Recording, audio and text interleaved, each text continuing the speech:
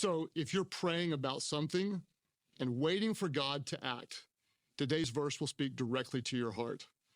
My name is Groeschel. I'm the pastor of Life Church, and the verse of the day is from Psalm chapter 40, when David said, "I waited patiently for the Lord.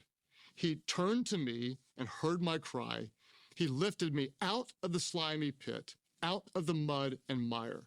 He set my feet on a rock and gave me a firm place to stand." I love the metaphor. David said he was stuck in a slimy pit of mud and mire. You might feel stuck right now, something that you can't get out of, and you may be able to relate to his feelings. For example, you might feel like you're stuck in a dead-end job and you're waiting for God to answer your prayer for something different, or you're stuck in the same old negative thought pattern, or you're stuck maybe with the same physical problem, and whatever it is, you're praying and you're believing God and you're waiting. If you find yourself stuck, there's a few things to remember. The first thing I want you to remember is that while you're waiting, God is still working. While David was waiting, God was still working. And just because you don't see anything right now doesn't mean that God's not doing anything. Someone said that God's delays are not necessarily God's denials. While you're still waiting, God is still working. So don't waste your waiting. Don't just pray and do nothing. If you're in a dead-end job and you're praying for something better, do your best, add value.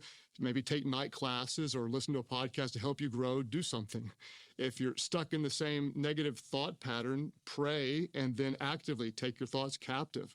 Hide God's word in your heart. Let him renew your mind. If you have the same physical problem, pray and do whatever you're supposed to. Take your supplements or go to your next doctor visit or go to the gym. We're not going to waste the waiting.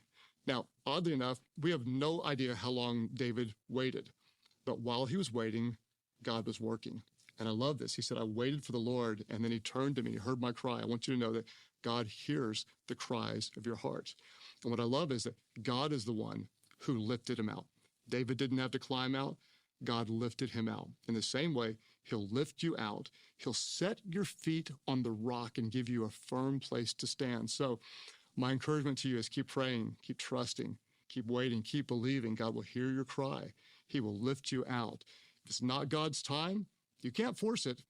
When it is God's time, you can't stop it.